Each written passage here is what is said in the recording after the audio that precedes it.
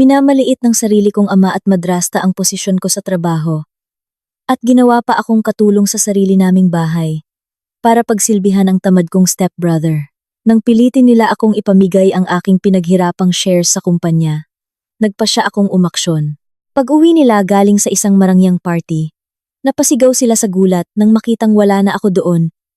Bitbit ang lahat ng mahahalagang dokumento na magpapabagsak sa kanilang negosyo. Bago tayo magsimula, i-comment muna sa ibaba kung saang probinsya o bansa kayo nanonood at kung ano ang ginagawa ninyo habang nakikinig. Nagwawalis ba? Naglalampaso? O nakahiga lang? Halina't pakinggan natin ang kwento. Bumubuhos ang malakas na ulan sa Metro Manila. Nang hapong iyon, ang tubig ay tila ibinubuhos mula sa langit, humahampas sa makapal na salamin ng bintana sa 40 palapag ng isang nagtataasang gusali sa Bonifacio Global City o mas kilala bilang BGC. Sa labas, ang mga abong ulap ay nakabitin ng mababa, lumilikha ng madilim at malungkot na hapon. Gayunpaman, sa loob ng malawak at marangyang opisina, ang kapaligiran ay mainit at puno ng intelektual na tensyon. Isang batang babae ang nakatayo paharap sa malaking bintana na nagpapakita ng tanawin ng basang konkretong gubat ng Maynila. Ang pangalan niya ay Katrina. Siya ay nakasuot ng itim na blazer na may matalim na tabas na nakabalot sa kanyang katawan. Sinasalamin nito ang awtoridad na bihirang taglayin ng mga babaeng kaedad niya. Ang kanyang buhok ay maayos na nakatali sa likod na walang kahit isang hibla na magulo. Kakababa lang ni Katrina ng cordless phone sa kanyang work desk na gawa sa solidong mahogany wood. Huminga siya ng malalim. Sinusubukang pakalmahin ang kanyang mabilis na pagtibok ng puso, hindi dahil sa takot, kundi dahil sa adrenaline ng tagumpay. Katatapos lang niya sa isang mahalagang negosasyon sa mga kinatawan ng dayuhang mamumuhunan mula sa Singapore at Silicon Valley. Ang negosasyon na naging mahirap sa nakalipas na 3 buwan ay umabot na rin sa wakas sa isang kasunduan. Ang kumpanya ng teknolohiya na itinatag niya mula sa wala sa isang maliit na garahe 5 taon na ang nakalipas. Ang Maharlika Tech ay nakakuha kamakailan ng isang nakakagulat na valuation. Ang numero ay hindi biro. Umaabot sa 25 bilyong piso. Isang numero na para sa karamihan ng mga tao ay parang isang panaginip lang sa tanghaling tapat. Ngunit para kay Katrina, iyon ay malinaw na patunay ng libu-libong gabi, ng walang tulog, at pagsisikap na nakakaubos ng luha. Tinitigan ni Katrina ang refleksyon ng kanyang mukha sa basang bintana. Nakita niya ang isang matagumpay na babae, isang pinuno, isang iginagalang na Chief Executive Officer sa mundo ng teknolohiya na pinangungunahan ng mga lalaki. Gayunpaman, ang manipis na ngiti sa kanyang mga labi ay unti-unting nawala nang sumulyap ang kanyang mga mata sa digital wall clock na nakasabit sa dingding. Ang numero ay nagpapakita ng 5:10 ng hapon. Ang oras kung kailan ang modernong Cinderella na ito ay dapat bumalik sa pagiging isang alila. Sa mabibigat na hakbang, naglakad si Katrina patungo sa isang nakatagong aparador sa sulok ng kanyang silid. Binuksan niya ang pinto ng aparador at nakita ang isang hanay ng mga damit na ibang-iba sa suot niya ngayon. Nakasabit doon ang mga kupas na flannel shirts, pantalon na medyo kumupas na ang kulay, at isang canvas sling bag na mukhang mumurahin. Hinubad ni Katrina ang kanyang mamahaling blazer. Maingat itong itiniklop at inilagay sa isang espesyal na storage box. Hinubad din niya ang mamahaling relo at ang diamanting singsing sa kanyang daliri. Dahan-dahan, binago ni Katrina ang kanyang hitsura. Nagsuot siya ng checkered flannel shirt na medyo malaki sa kanya. Itinatago nito ang kanyang tuwid na tindig. Pinalitan niya ang kanyang high heels ng flat shoes na puminipis na ang swelas. Sa isang iglap, naglaho ang aura ng isang tech CEO na kumokontrol sa digital market ng Southeast Asia. Ang natira ay si Katrina, isang anak na itinuturing na bigo ng kanyang sariling pamilya. Si Katrina na sa paningin ng kanyang ama ay isa lamang tambay na nag-aaksaya ng oras sa paglalaro ng computer buong araw na walang malinaw na resulta. Lumabas si Katrina sa kanyang opisina Binabati ang ilang empleyado na nag-overtime pa. Alam nilang lahat ang patakaran.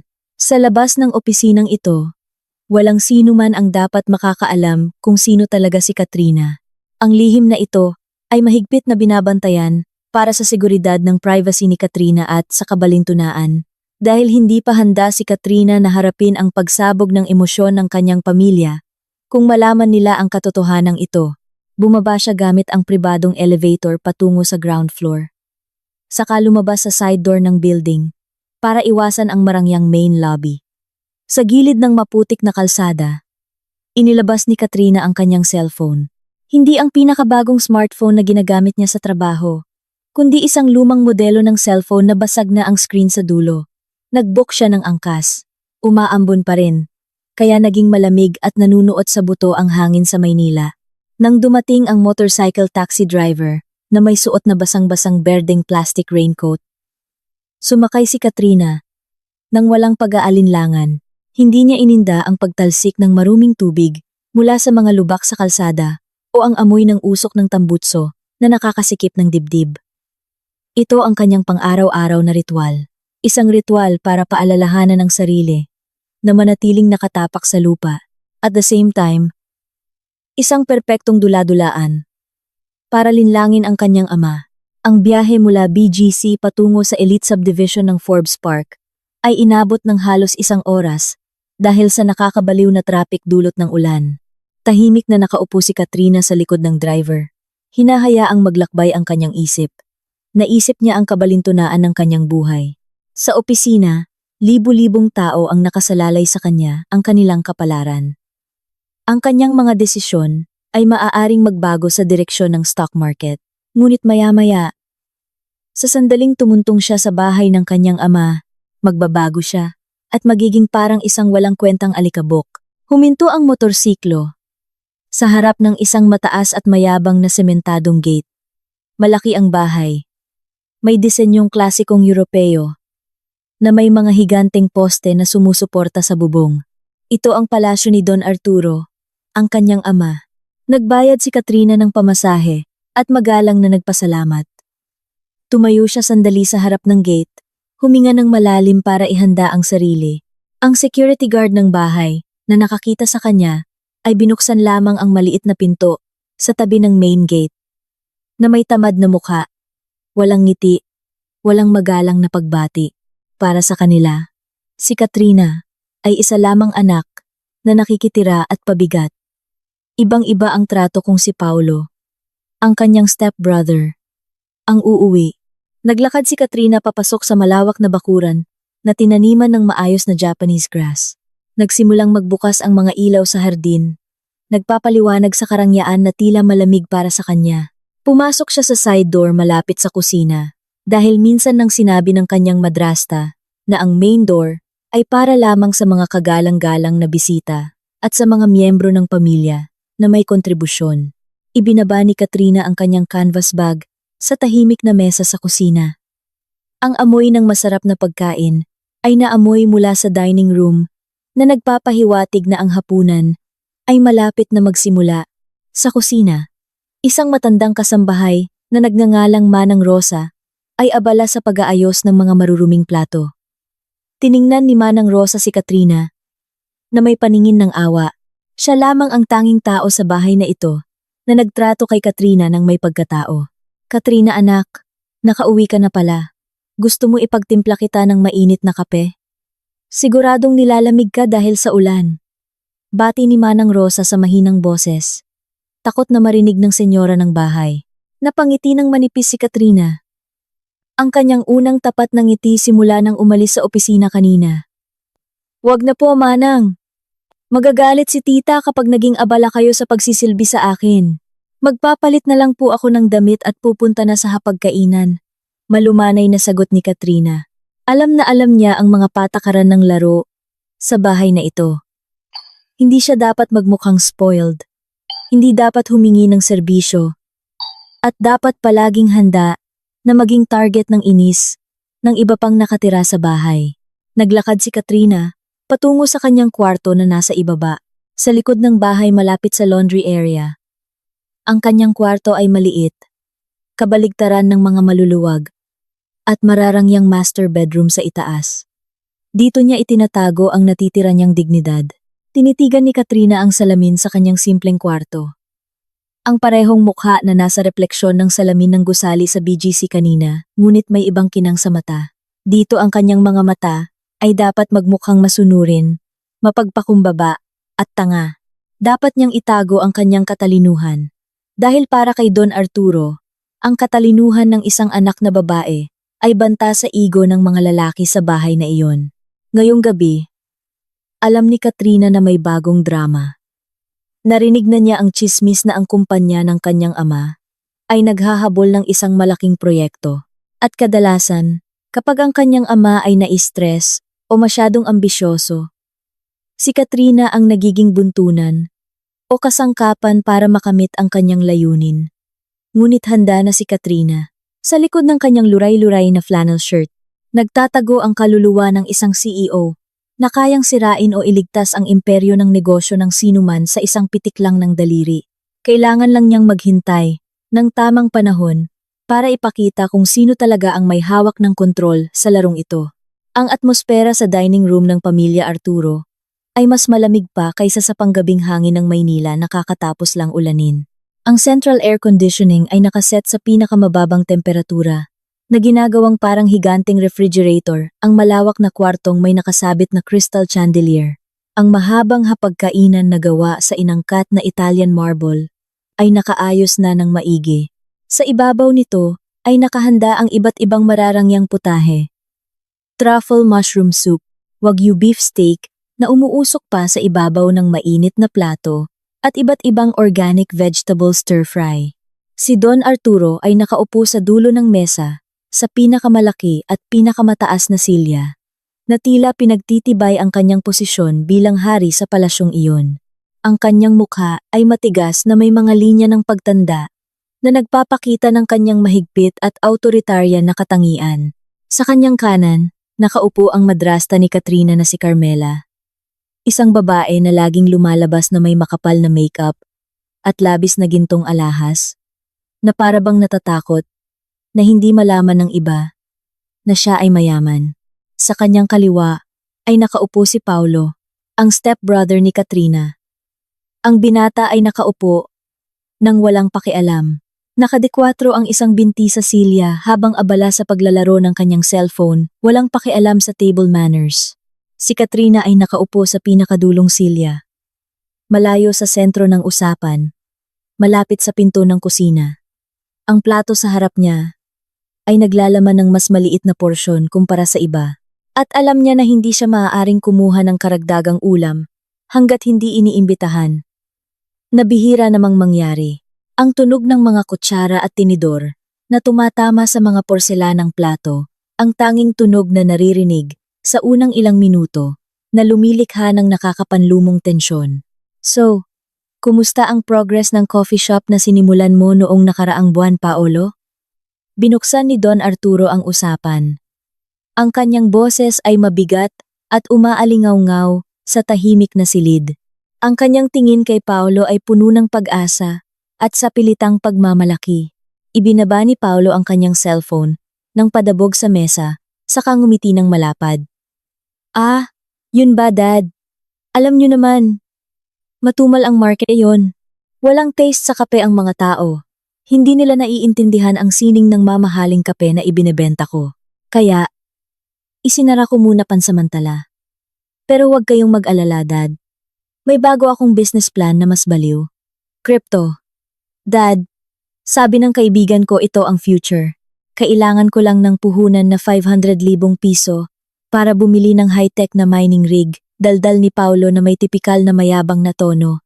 Walang anumang bahid ng pagkakasala sa mga naunang kabiguan sa negosyo na pinondohan din ng kanyang ama.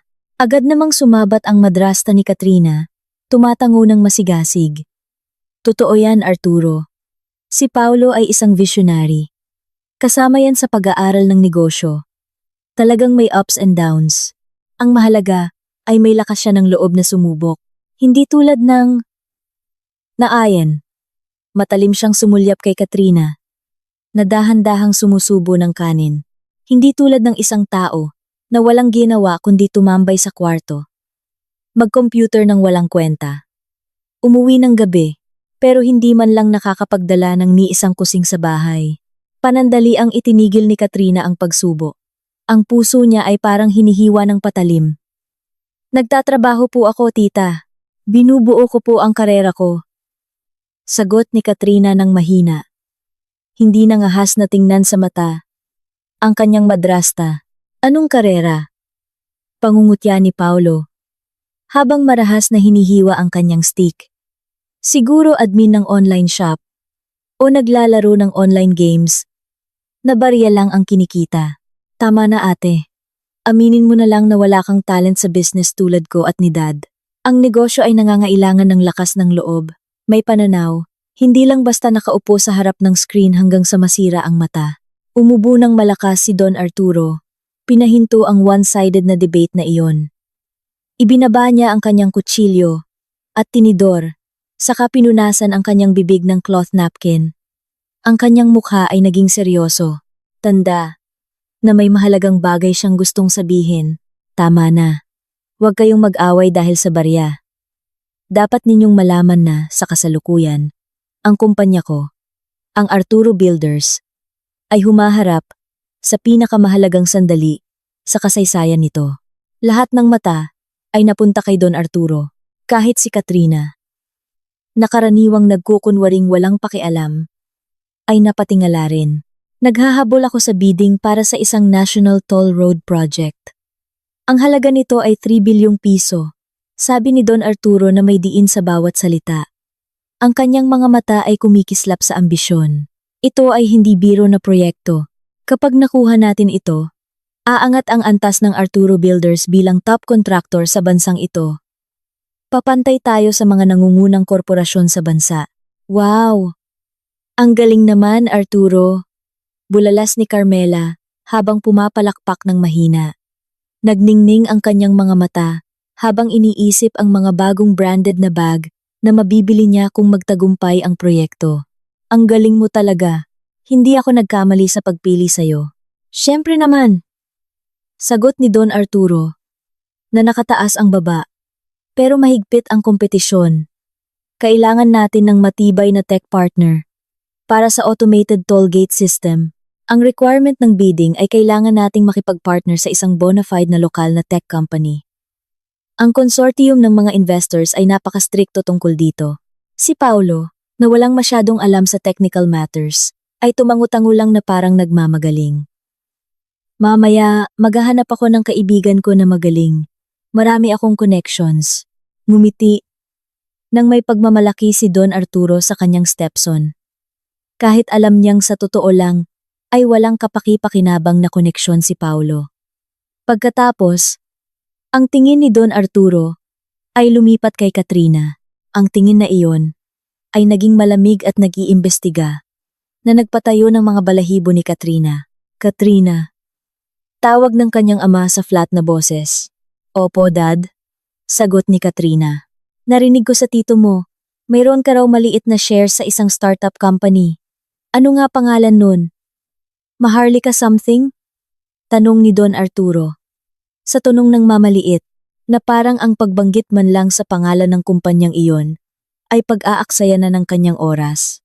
Mabilis na tumibok ang puso ni Katrina. Paano nalaman ng ama niya? Sinubukan niyang manatiling kalmado. Maharlika Tech po, Dad. Opo, may kaunting shares po ako doon. Mula po iyon sa mga naipon ko. Bumuntong hininga ng padabog si Don Arturo. Ang maliit na shares sa isang maliit na kumpanya ay hindi magpapayaman sa iyo. Ganito na lang. Gusto kong turuan si Paulo ng tamang paraan ng pag-i-invest. Ilipat mo ang shares mo na iyan sa pangalan ni Paulo. Isipin mo na lang na regalo mo ito sa kapatid mo para matuto siyang mag-manage ng asset. Tutal babae ka. Balang araw mag-aasawa ka rin at sasama sa asawa mo. Hindi mo na kailangang mag-abala pang humawak ng shares. Natigilan si Katrina. Ang pakiusap na iyon ay basta na lang lumabas sa bibig ng kanyang ama. Na parang nanghihingi lang siya ng asin sa hapagkainan. Ililipat ang shares? Hindi alam ng ama niya na ang maliit na shares na tinutukoy niya ay ang majority ownership sa isang kumpanyang nagkakahalaga ng bilyon-bilyong piso. Ang ibigay ito kay Paulo ay parang pagbibigay ng susi ng vault ng Bangko Sentral sa isang bagitong magnanakaw. Pasensya na po, Dad. Nanginginig ang boses ni Katrina pero matatag. Hindi ko po maibibigay. Bunga po iyon ng sariling pagsisikap ko. Hindi lang po iyon isang asset, kundi iyon po ang karera ko.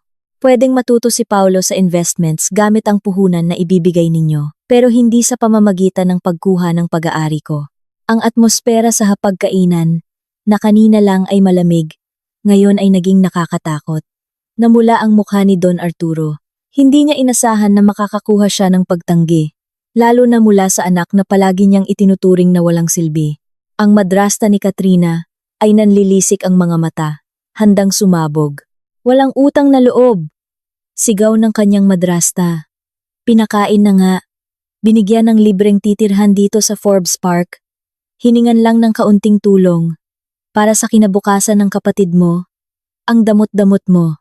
Gusto mo bang palaging nabibigo ang kapatid mo? Naiinggit ka ba kay Paolo? Hindi po ito issue ng inggit, tita. Ito po ay issue ng prinsipyo sa pagmamay-ari. Pagtutol ni Katrina. Sinusubukang mapanatili ang lohikal na argumento sa gitna ng bagyo ng irasyonal na emosyon. Tama na! Hinampas ni Don Arturo ang mesa ng malakas. Nanginig ang mga plato at baso. Ang lakas ng loob mong sumagot sa akin? Ako ang ama mo. Ako ang nagpalaki sa iyo pagkatapos mamatay ng ina mo. Kung sinabi kong ibigay mo, ibigay mo. Isa lang yang maliit na startup company. Walang halaga yan. Kumpara sa tribilyong proyekto ko. Huwag kang maging masamang anak na humahad lang sa grasya ng pamilya. Yumuko si Katrina, pinipigilan ang luhang nagbabadyang tumulo. Hindi luha ng kalungkutan, kundi luha ng pinipigilang galit. Tinawag ng ama niya ang kumpanya niya na maliit at walang halaga. Gayong walang pirma mula sa maliit na kumpanya na iyon. Ang ambisyosong proyekto ng kanyang ama ay mananatiling isang walang kwentang panaginip. Alam na alam ni Katrina na ang Maharlika Tech, ang kaisa-isang tech vendor na nakakatugon sa high-level qualifications na hinihingi ng mga investors sa toll project na iyon. Hindi ko po talaga kaya, Dad. Sana po maintindihan ninyo. Muling sabi ni Katrina. Mahina ang kanyang boses, ngunit may katatagan ng bakal. Tumayo si Don Arturo mula sa kanyang upuan. Dinuro ang mukha ni Katrina ng nanginginig na hintuturo dahil sa galit. Sige, kung gusto mong magmatigas ng ulo, gawin mo. Pero tandaan mo, habang nakatira ka pa sa ilalim ng bubong ng bahay ko, kailangan mong sumunod. Pag-isipan mo uli ang desisyon mo ngayong gabi. Kung bukas hindi ka pa rin nagbabago ng isip, huwag kang umasang mananahimik lang ako. Nagtapos ang hapunang iyon, na may mapait na lasa. Iniwan ni Don Arturo ang hapagkainan na may mabibigat na hakbang. Sinundan siya ng madrasta na patuloy na bumubulong-bulong para lalong painitin ang sitwasyon. Si Paulo naman ay tumawa lang nang nang-aasar kay Katrina bago umalis. Ang damot mo naman, ate. Pag naging successful ako, huwag kang hihingi ng balato ha, pangungutya niya. Naiwan si Katrina na mag-isa sa malaking hapagkainan. Tinitigan niya ang natirang steak, na lumamig na at namumuuna ang taba. Hindi na niya ginagalaw ang kanyang pagkain. Lumipad ang isip niya sa mga mahahalagang dokumento na nakatagong ligtas sa kanyang lihim na apartment. Gustong maglaro ng apoy ng kanyang ama? Sige, titiyakin ni Katrina kung sino ang masusunog sa huli. Kinuha niya ang baso ng tubig at ininom ito hanggang sa maubos na parang umiinom ng tapang upang harapin ang mas malaking bagyo na darating. Lumalalim na ang gabi sa Forbes Park, ngunit ang tensyon sa loob ng marangyang bahay na pininturahan ng ivory white ay lalo lamang tumitindi. Tila nakikipagkarera sa tindi ng bagyo na nananalasa sa labas. Dinig ang malakas na kulog sa di kalayuan. Sinusundan ito ng mga kislap ng kidlat, na paminsan-minsan ay nagliliwanag sa matataas na kisame ng sala sa pamamagitan ng mga puwang ng makapal na silk curtains. Ang ulan na bumabagsak ay hindi na ambon, kundi isang delubyo mula sa langit na humahampas sa mga imported ceramic roof tiles na may tuloy-tuloy at nakakatakot na hugong. Nakatayo si Katrina sa gilid ng kanyang makipot na kama sa kwarto sa likuran. Nakatingin siya sa screen ng kanyang lumang laptop, isang camouflage device na ginagamit niya sa bahay para magmukhang mahirap. Ibang-iba sa mga high-tech na gamit niya sa head office ng Maharlika Tech. Sa screen na iyon, nakadisplay ang global stock charts. Napalihim niyang binabantayan gamit ang isang nakatagong browser window. Lumipad ang isip niya sa nangyari sa hapagkainan kanina. Ang banta ng kanyang ama ay hindi lang pananakot. Si Don Arturo ay uri ng tao na gagawin ang lahat para makuha ang gusto niya, lalo na kung tungkol ito sa kanyang ego at ambisyon sa negosyo. Biglang may mahinang kumatok sa pinto ng kanyang kwarto. Bahagyang bumukas ang pinto at sumungaw ang mukha ni Manang Rosa na mukhang nag-aalala. Katrina, bulong ng matandang babae na nanginginig ang boses. Ipinapatawag ka ng papa mo sa kanyang opisina ngayon. Importante raw. Mukhang galit na galit ang papa mo, anak. Mag-ingat ka ha. Huminga ng malalim si Katrina. Dahan-dahang isinara ang kanyang laptop at kalmadong tumango kay Manang Rosa. Salamat po, Manang. Pupunta na po ako. Tumayo si Katrina at inayos ang lukot niyang flannel shirt. Naglakad siya palabas ng kwarto, dumaan sa tahimik na pasilyo na nagdudugtong sa service area sa main area ng bahay. Ang bawat hakbang niya sa malamig na marmol na sahig ay pakiramdam na mabigat, para siyang naglalakad patungo sa isang digmaan ng walang armas. Alam na alam niya kung ano ang naghihintay sa kanya sa opisina ng kanyang ama. Ang opisinang iyon ay ang execution room, ang lugar kung saan ginagawa ang mga one-sided na desisyon at ibinababa ang utos ng hari. Pagdating sa harap ng double doors na gawa sa inukit na nara, mahinang kumatok si Katrina. Pasok! Ang matalim na baritone na boses ng kanyang ama ay narinig mula sa loob. Tumatagos sa kapal ng kahoy. Pinihit ni Katrina ang doorknob at humakbang papasok. Ang opisina ni Don Arturo ay manipulasyon ng kanyang ego. Malawak ang kwarto, dominado ng dark wood furniture, at isang tunay na dark brown leather sofa. Ang mga pader ay puno ng mga bookshelves na umaabot hanggang kisame. Naglalaman ito ng hilera ng mga encyclopedias at makakapal na business books na alam ni Katrina na hindi naman binabasa ng kanyang ama. Ang mga librong iyon ay display lamang para kumbinsihin ang mga bisita na ang may-ari ng kwartong ito ay isang intelektual. Sa isang sulok ng kwarto, may glass cabinet na nagdi-display ng koleksyon ng imported cigars at mamahaling alak.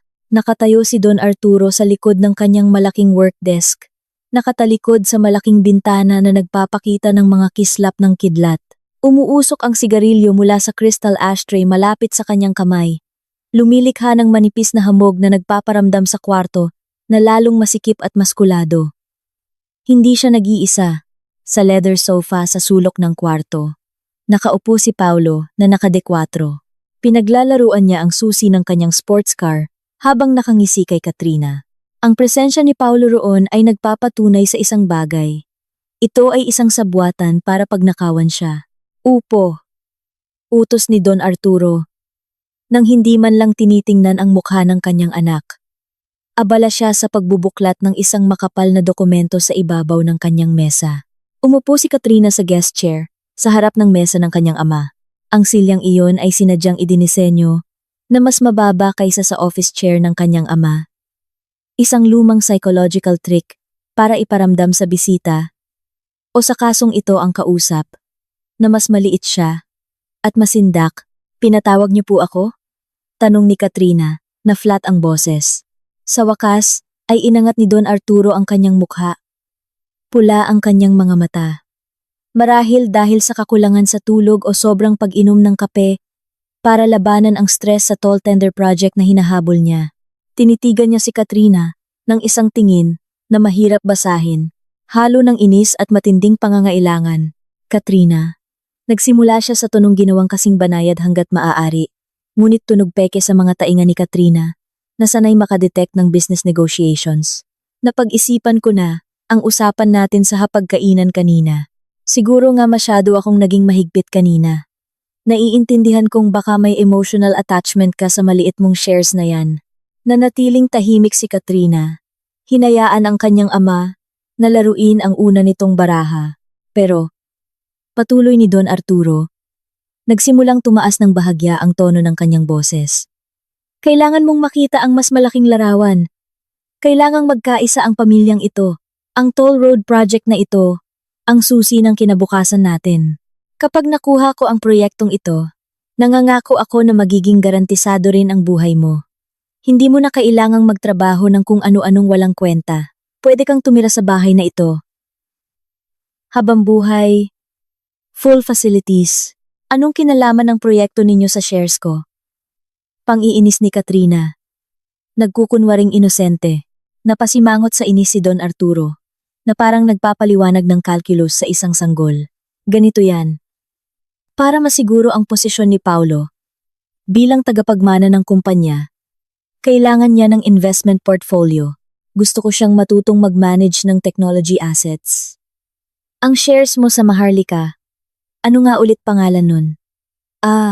Maharlika. Pwedeng maging stepping stone yan para kay Paulo. Hindi naman kalakihan ang value niyan. Baka ilang milyon o libo lang, di ba? Pero sapat na yan para turuan si Paulo na maging responsable. Sa sulok ng kwarto, tumawa ng mahina si Paulo. Oo nga ate. At saka babae ka naman. Ba't ka hahawak ng tech shares? Mundo ng mga lalaki yan. Ibigay mo na sa akin. Ako na magpapalago. Pag kumita yan, ililibre kita ng fishball at sisig.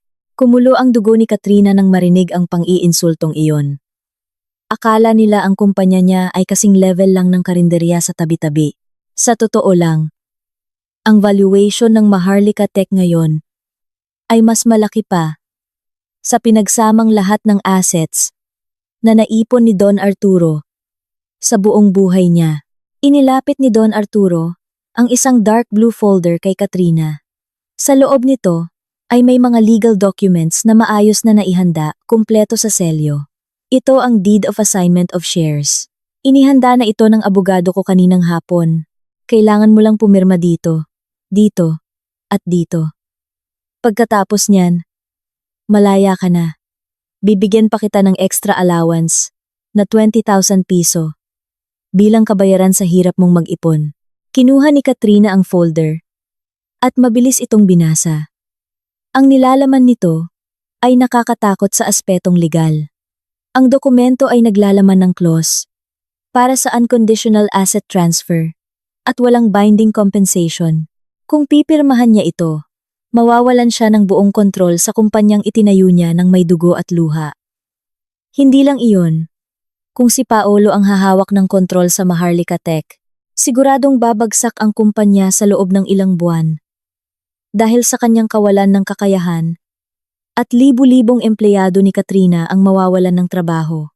Dahan-dahang isinara ni Katrina ang folder at ibinalik ito sa mesa. Tinitigan niya ang kanyang ama ng diretsyo. Pasensya na dad. Ganun pa rin ang sagot ko. Hindi ko po ito mapipirmahan. Saglit na naghari ang katahimikan, tanging tunog lang ng ulan na humahampas sa bintana ang pumuno sa kahungkagan. Unti-unting nag-iba ang kulay ng mukha ni Don Arturo. Mula putla naging namumula. Ang mga ugat sa leeg niya ay nagsimulang lumitaw. Ang maskara ng isang maunawaing ama ay gumuho agad. Napalitan ng tunay na mukha ng isang malupit na diktador.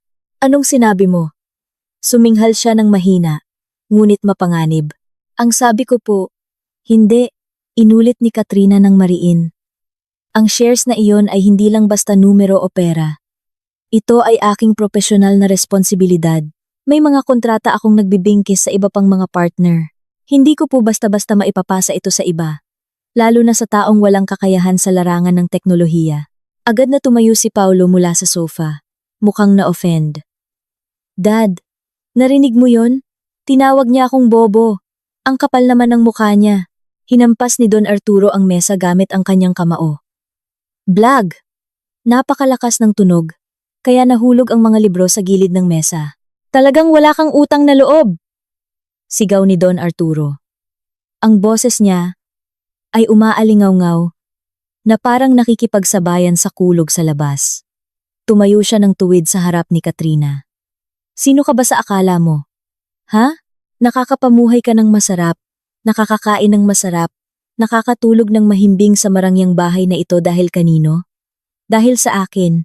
At ngayon na hinihingan kita ng kaunting tulong para sa kinabukasan ng kapatid mo, tumatanggi ka at nagdadahilan ka ng walang kwentang professionalism? Hindi po ito walang kwenta, Dad. Ito ay batas ng negosyo. Sagot ni Katrina, na sinusubukang manatiling kalmado. Kahit mabilis ang tibok ng kanyang puso, walang kwenta ang batas ng negosyo na yan. Mura ni Don Arturo. Naglakad siya paikot sa mesa, lumalapit kay Katrina na may nagbabantang hakbang. Sa bahay na ito, ang batas ay ako. Ako ang nagdedetermina kung ano ang tama at mali. Alam mo ba kung bakit ko hinihingi ang shares na yan? Dahil alam kong kailangan ni Paulo ng status.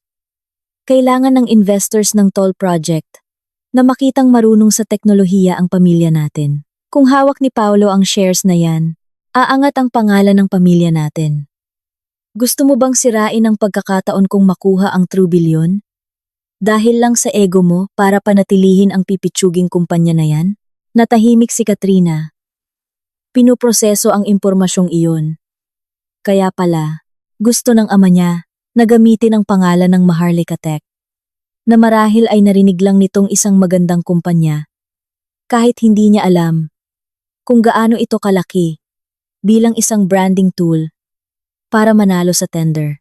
Nakakabaliw isipin na ang mga investor ng toll project ay nangangailangan ng pirma ng tunay na CEO ng Maharlika Tech na walang iba kundi si Katrina. Hindi kay Paulo na hawak ang ninakaw na shares. Dad, kung kailangan ninyo ng tech partner, pwede kayong mag-propose ng opisyal na partnership sa kumpanya ko. May mga proseso para dyan. Pwede tayong mag-usap ng propesyonal. Pero hindi sa paraang aagawin ninyo ang pagmamay-ari ko. Alok ni Katrina. Sinusubukang magbigay ng makatwirang solusyon. Tumawa si Don Arturo, isang tuyo at nangungutyang tawa. Opisyal na partnership sa'yo? Ha? Huwag kang managinip. Ayokong makipagnegosyo sa isang uhuging bata na walang karanasan. Gusto ko ang shares na yan ay mapunta sa pangalan ni Paulo. Period. Hindi ko kailangan ng utak mo. Kailangan ko lang ng asset na nakapangalan kay Paulo. Kung ganon, hindi ko po kayo matutulungan. Tumayo si Katrina. Naghahandang umalis. Pinal na po ang desisyon ko. Mahigpit na hinawakan ni Don Arturo ang braso ni Katrina. Pinipigilan siyang umalis. Ang kanyang pagkakahawak ay mahigpit at masakit. Makinig ka ng mabuti, Katrina. May oras ka hanggang sa birthday party ni Carmela sa Makalawa. Kung hindi ka pa nakakapirma pagdating ng araw na yon, sisiguraduhin kong magiging parang impyerno ang buhay mo sa bahay na ito. Kukumpiskahin ko ang lahat ng gamit mo. Ikukulong kita sa kwarto mo. At huwag kang umasang makakalabas ka ng gate ng bahay na ito. Naiintindihan mo? Tiniis ni Katrina ang sakit sa kanyang braso. Nang hindi umiiyak, tinitigan niya ang kanyang ama ng malamig. Isang tingin na nakapagpag-ulat ng bahagya kay Don Arturo. Dahil nakita niya ang kislap ng katapangan na banyaga sa mga mata ng kanyang anak na karaniwang masunurin. Pwede ninyong kumpiskahin ang mga gamit ko, Dad. Pero hindi ninyo pwedeng kumpiskahin ang karapatan ko. Mahina. Pero tumatagos na sabi ni Katrina.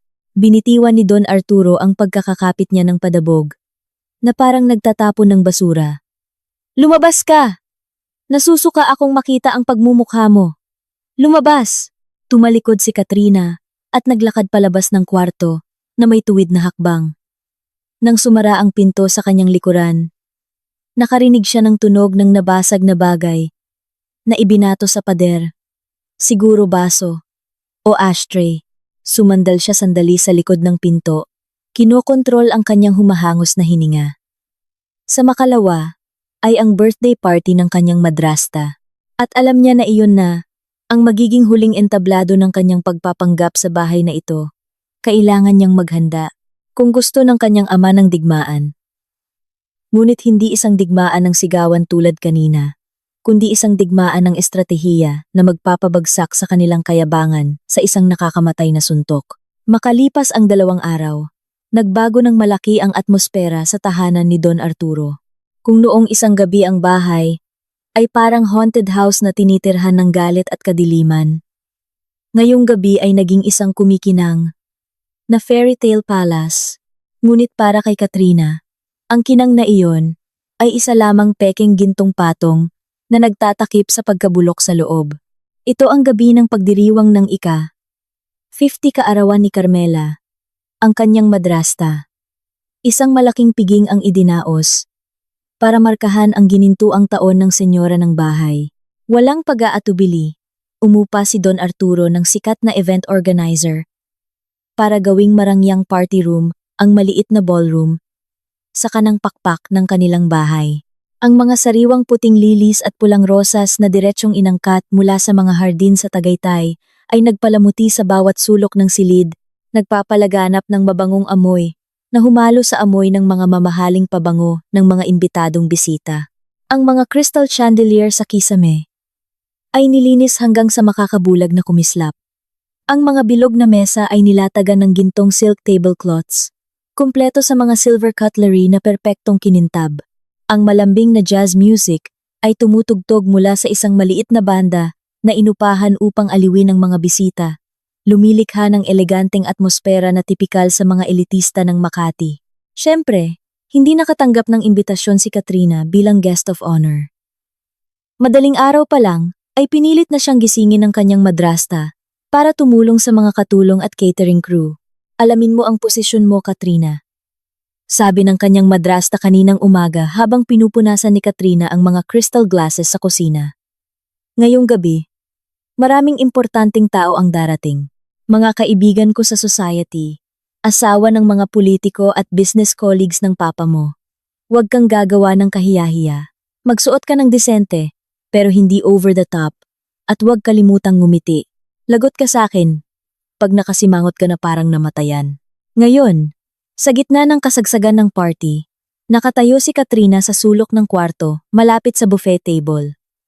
Nakasuot siya ng isang simpleng dark blue na damit, na matagal na niyang pag-aari. Ang nag-iisang natitirang damit na maayos pang suotin. Sinadya niyang hindi magsuot ng kahit anong alahas. Iniwan ang kanyang leeg at tainga na walang palamuti, kabaligtaran ng mga babaeng bisita na nag-uunahan sa pagpapakita ng kanilang mga diamanting kasing laki ng butil ng mais. Nagsimulang mapuno ang kwarto. Medyo basa ang hangin dahil nananatili pa rin sa atmosfera ng Maynila ang natitirang ulan kaninang hapon. Gayunpaman, ang air conditioning system ay nagtatrabaho ng husto laban sa init mula sa daan-daang katawan ng tao na nagkumpulan. Ang ingay ng pagtawa, pagklink ng mga baso, at pakikipagkwentuhan ay pumuno sa hangin. Ay, Mare, bago ba yung Hermes bag mo? Ang ganda ng kulay. Narinig ang boses ng isang donyang may mataas na chingnon hair na pinupuri ang madrasta ni Katrina. Naku, sakto lang yan, Mare. Maliit na regalo lang ito mula kay Arturo.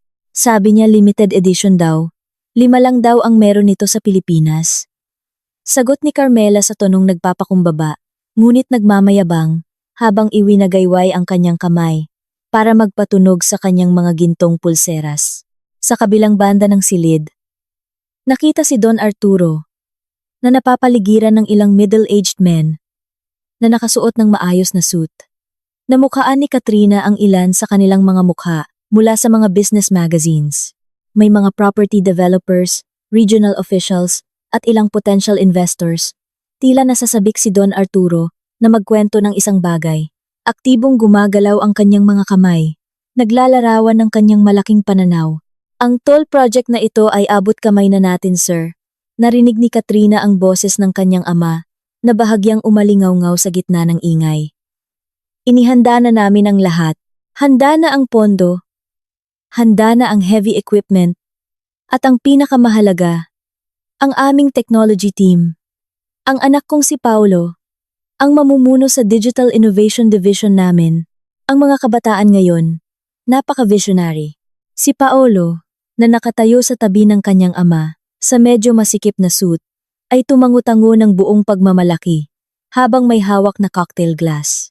Mukhang nag-e-enjoy siya sa bago niyang role, bilang isang instant tech genius. Kahit na alam ni Katrina, na hindi man lang kayang mag-reinstall ng operating system sa sarili nitong computer ni Paulo.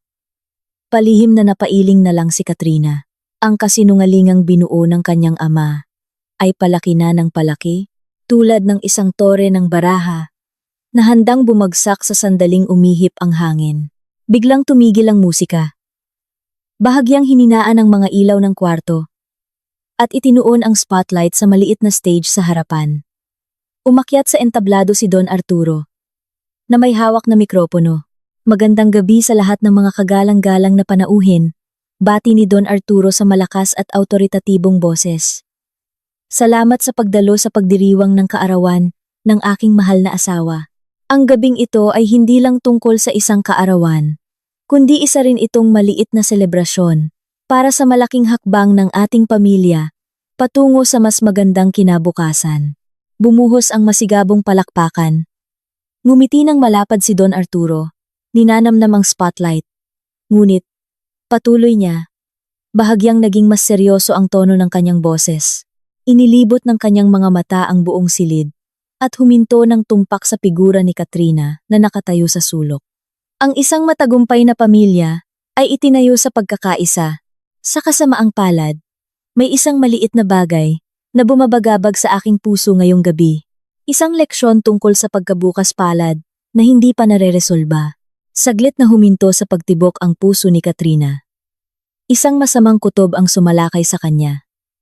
Alam niya kung saan papunta ang usapang ito. Katrina, anak ko, halika rito, tawag ni Don Arturo sa mikropono. Ang boses niya ay malambing, ngunit ang kanyang mga mata ay nagpapakita ng malinaw na banta. Lumapit ka, o sisirain kita rito. Lahat ng mata ay nakatingin kay Katrina. Daan-daang pares ng mga mata ang nakatitig sa kanya nang may kuryosidad. Walang choice si Katrina, kundi humakbang paharap. Mabigat ang pakiramdam ng kanyang mga binti. Gayunpaman, pinilit niyang maglakad ng tuwid papunta sa entablado. Dumaan sa mga mapanghusgang tingin mula sa mga bisita. Pagdating sa harap ng entablado, hindi na siya pinasampa ni Don Arturo. Hinayaan niyang tumayo sa ibaba si Katrina. Habang siya ay nakataas sa entablado, lumilikha ng isang malinaw na distansya ng kapangyarihan. Mga ginoo at ginang, sabi ni Don Arturo. Nakaturo kay Katrina, na parang ipinapakita ang isang depektibong paninda. Ang anak kong ito, si Katrina, ay nagkaroon ng kaunting grasya sa anyo ng shares sa isang maliit na kumpanya. Bilang ama, gusto ko sana siyang turuan ng kagandahan ng pagbibigay. Hiniling ko na ibigay niya ang shares na iyon sa kanyang kapatid, kay Paulo, bilang puhunan sa pag-aaral. Pero alam niyo ba? Tinanggihan niya ito. Nakakagulat na bulong-bulungan ang narinig mula sa mga bisita. Ilang mga socialite ang nagtakip ng kanilang bibig, gamit ang kanilang hand fans, at nagbulungan. Diyos ko, napakadamot naman sa sarili niyang kapatid. Bulong ng isa sa kanila na malinaw na narinig ni Katrina. At gayunpaman, patuloy ni Don Arturo na may pilit na dramatikong tono. Ibinigay ko na ang lahat para sa kanya. Bahay, pagkain, edukasyon. Pero nanghingan ko siya ng kaunting kontribusyon para sa pamilya. Nagbilang pa siya. Katrina, sa harap ng lahat ng mga kagalang-galang na taong ito, itatanong ko ulit sa iyo. Handa ka na bang pirmahan ang dokumento ng paglipat ng shares ngayon? Patunayan mo na isa kang mabuting anak. Isang waiter ang biglang lumitaw sa tabi ni Katrina, na may dalang tray na naglalaman ng parehong asul na folder, gaya ng nasa opisina kahapon. Kumpleto sa isang gintong ballpen. Ito ay isang pampublikong patibong.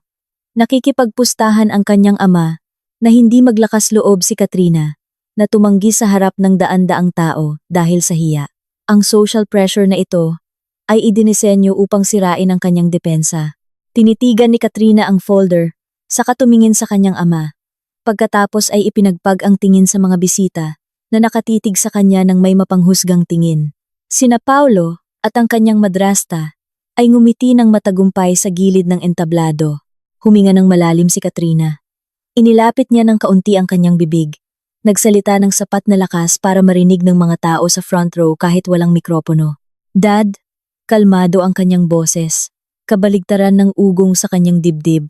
Ang paggalang at pagtanaw ng utang na loob ay hindi nasusukat sa kagustuhan ng isang tao na hayaang nakawan siya. Ang shares na iyon ay responsibilidad ko, hindi laruan para kay Paulo.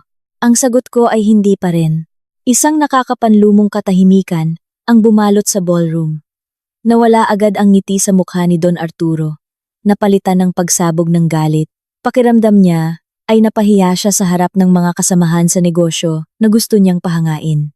Pula ang mukha niya. Nanigas ang mga ugat sa leeg niya. Walang hiya! Sigaw ni Don Arturo sa mikropono. Ang boses niya ay nakakabingi dahil sa matinis na audio feedback. Lakas ng loob mong ipahiya ako sa mismong party na ito? Nawalan ng kontrol sa emosyon si Don Arturo. Nakalimutan niya ang kanyang inaalagaang imahe. Feeling mo magaling ka na? Wala kang kwenta kung wala ako. Sige. Kung gusto mong umakto na parang isang makasariling bata, ituturing kitang parang bata. Itinuro ni Don Arturo ang sahig mismo sa tapat ng paanan ni Carmela, na nakatayo sa tabi ng entablado. Paparusahan kita ngayong gabi. Hindi ka pwedeng lumabas sa kwartong ito hanggat hindi ka lumuluhod para humingi ng tawad sa iyong ina at ibigay ang shares na iyon. Bawal kang kumain, bawal kang uminom, at bawal kang umalis kahit saan hanggang sa matauhan ka. At simula bukas, bawal ka nang lumabas ng bahay. House arrest ka. Hanggang sa pumirma ka, napasigaw sa gulat ang mga bisita. Ang parusang iyon ay napakabata at malupit para sa isang 28 anyos na babae. Gayunpaman, sa halip na ipagtanggol, ang karamihan sa mga bisita ay awkward na tumawa. Sila ang mga elitista na sanay na makitang inaapi ng mga may kapangyarihan ang mahihina. Para sa kanila, isa itong libangan, isang nakakatuwang panoorin ng drama ng pamilyang mayaman. Naku! Ang higpit naman ni Don Arturo, sabi ng isang bisita. Oo nga, dapat lang yan. Ang mga kabataan ngayon kapag hindi mo pinigilan, lalong aabuso. Sagot naman ng isa. Ang mga tawanan at panlilibak ay umuugong sa mga tainga ni Katrina na parang mga galit na bubuyog. Tumayo siya ng tuwid sa gitna ng kwarto. Napapaligiran ng mga taong nakasuot ng mamahaling damit ngunit maliliit ang mga puso. Sa entablado, nakatitig sa kanya ang kanyang ama habang humahangos. Sa tabi niya, malapad na tumawa si Paulo habang nakaturo kay Katrina. Nag-e-enjoy sa sandali ng pagkasira ng kanyang kapatid. Ngunit sa puso ni Katrina, may naputol. Hindi ang kanyang espiritu, kundi ang natitirang pag-asa niya na magkakaroon siya ng normal na pamilya. Naputol na ang huling lubid na nagtatali sa kanya sa bahay na ito. Nang gabing iyon, hindi umiyak si Katrina. Naging malamig ang kanyang mukha. Kasing lamig ng yelo. Tinitigan niya ang kanyang ama sa huling pagkakataon na walang emosyon. Hindi siya lumuhod. Hindi siya humingi ng tawad. Tumayo lang siyang tahimik. Hinayaang manuot ang mga pangiinsulto. Ginagawa ang sakit na maging gatong. Tumawa kayo. Isip-isip ni Katrina. Tumawa kayo ng husto ngayong gabi. Dahil bukas pagsikat ng araw, maiisip ninyo na katataboy nyo lang sa kaisa-isang tao na maaaring magligtas sa inyo mula sa pagkawasak. Nagpatuloy ang party, na ang pagka-awkward ay unti-unting natunaw pabalik sa peking kasiyahan. Naiwang nakatayo si Katrina sa isang sulok na parang estatuang pinaparusahan, binabantayan ng security guard para hindi makatakas. Pero wala na doon ang isip ni Katrina. Ang isip niya ay lumipad na sa malayo. Nagdidisenyo ng escape route, gumagawa ng listahan ng mga asset na kailangang i-secure, at naghahanda ng Clause 7.3 document na magiging ultimate weapon niya sa meeting sa Lunes. Ang gabing ito, ang magiging wakas ni Katrina. Na mala Cinderella, na laging inaaapi. Pagsapit ng madaling araw, isisilang muli si Katrina, ang untouchable na CEO. Ang orasan sa madilim na sala ay nagpapakita ng 2:00 ng madaling araw. Ang birthday party na tapuno ng peking karangyaan at nakakasakit na pagtawa ay natapos na ilang oras ang nakalipas. Umuwi na sa kani-kanilang bahay ang mga panauhin na may mga busog na tiyan at bagong chismis tungkol sa suwail na anak ng pamilya Arturo. Ang malaking bahay sa Forbes Park ay nalubog na sa nakakatakot na katahimikan. Sinasabayan lang ng tunog ng ambon na patuloy na bumabasa sa lupain ng Maynila. Namatay na ang mga kristal na ilaw. Naiiwan ang mahahabang anino na sumasayaw sa mga dingding mula sa mga ilaw ng kalye na sumisilip sa mga puwang ng kurtina.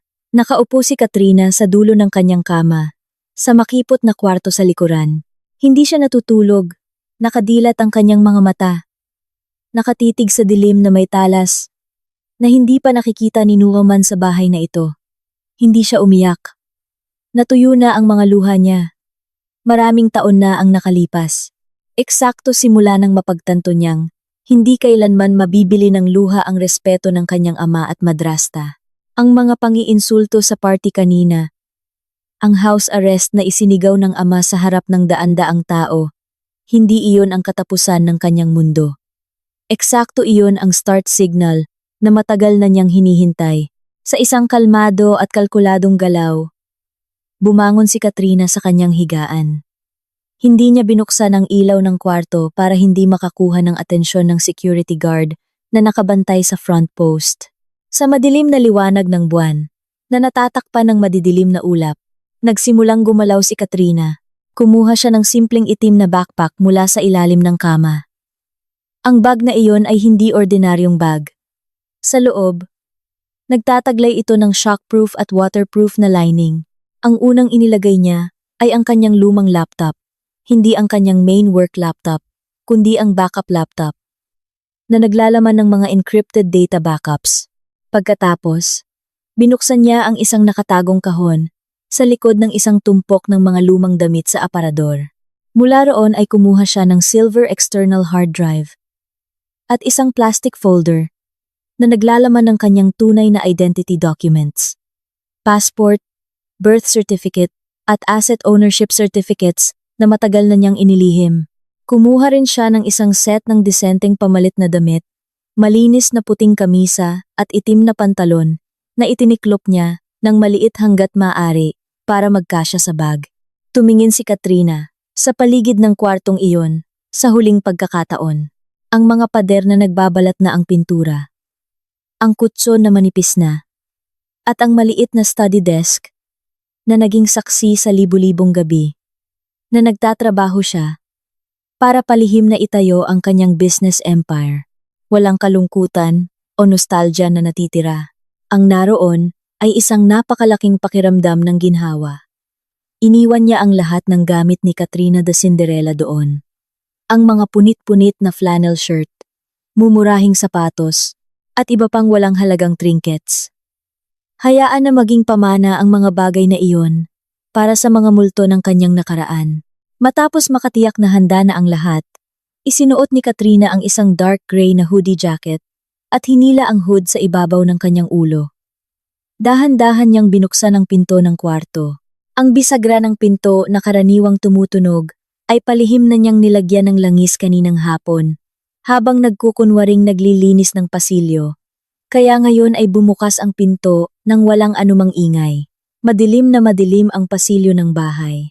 Naglakad si Katrina nang nakatiptoe. Ang kanyang paghinga ay kinokontrol upang hindi marinig. Nilampasan niya ang master bedroom sa ibaba, kung saan natutulog ang kanyang ama at madrasta. Narinig ang ritmikong paghilik ni Don Arturo. Tanda na ang malupit na hari ay natutulog ng mahimbing. Marahil ay nananaginip tungkol sa trebilyong piso na proyekto na pinaniniwalaan niyang nasa kamay na niya. Palihim na ngumiti si Katrina sa dilim. Matulog po kayo ng mahimbing, Dad, sa isip niya. Dahil ito na ang huling gabi na makakatulog kayo ng payapa. Hindi pumunta si Katrina sa front door. Ang main door ay nakalock gamit ang double security system at ang susi ay hawak ng kanyang ama. Iniwasan din niya ang pinto sa kusina dahil malapit iyon sa maid's room at ayaw niyang idamay ang mabait na si Manang Rosa sa gulong ito. Pumunta si Katrina sa laundry room sa pinakalikod ng bahay.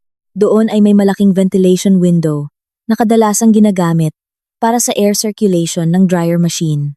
Umakyat siya sa washing machine nang maingat sa inunlock ang bintana. Sa kabutihang palad, ang mga bakal sa bintanang iyon ay matagal nang maluwag ang bolts. Isang maliit na sira na nai-report na niya sa kanyang ama noong nakaraang taon, ngunit hindi pinansin dahil itinuturing na hindi mahalaga. Ngayon, ang pagiging iresponsable ng kanyang ama ay naging kanyang daan palabas. Inislide ni Katrina ang trellis, sumilip sa bintana, at dumaong sa basang damo sa likod bahay. Sinalubong siya ng ambon. Ang malamig na hangin ay agad tumagos sa balat niya. Pero para kay Katrina, nakakapresko iyon. Iyon ay hangin ng kalayaan. Naglakad siya palihim sa tabi ng bakod na natatakpan ng mga baging. Alam niya na may isang spot na mas mababa ng kaunti ang pader ng bakod. Dahil inangat ng ugat ng puno ng mangga ng kapitbahay ang pundasyon. Sa hindi inaasahang liksi, inakyat ni Katrina ang pader, kumapit sa nakalawit na sanga ng puno ng mangga, at tumalon pababa sa aspalto sa labas ng subdivision. Malaya na siya. Madaling araw, eksaktong 2:00, napakatahimik ng kalsada sa elite subdivision ng Forbes Park. 1 o 2 security patrol cars lang ang tinatamad na umiikot. Mabilis na naglakad si Katrina palayo sa bahay ng kanyang ama, patungo sa main highway. Dumukot ang kanyang kamay sa bulsa ng pantalon. Inilabas ang kanyang tunay na cellphone, isang limited edition na smartphone, na kasing halaga ng motorsiklo ni Paulo. Binuksan niya ito. Nagliwanag ang screen, nagpapakita ng daan-daang work notifications na hindi niya pinansin sa panahon ng pagkakaparusa sa kanya sa party kanina. Mabilis na gumalaw ang kanyang mga daliri sa screen, binubuksan ang premium ride-hailing app. Hindi siya nag-book ng angkas o regular na taxi. Nag-book siya ng premium black car service, isang marangyang itim na sedan na may naka-uniformeng driver. Pick up sa McKinley Road. Destination: Penthouse Tower A, Rockwell Center. Basa niya sa isip, habang mabilis na nagtatype ng location. Makalipas ang 10 minuto, isang makintab na itim na sedan ang huminto sa mismong harapan niya.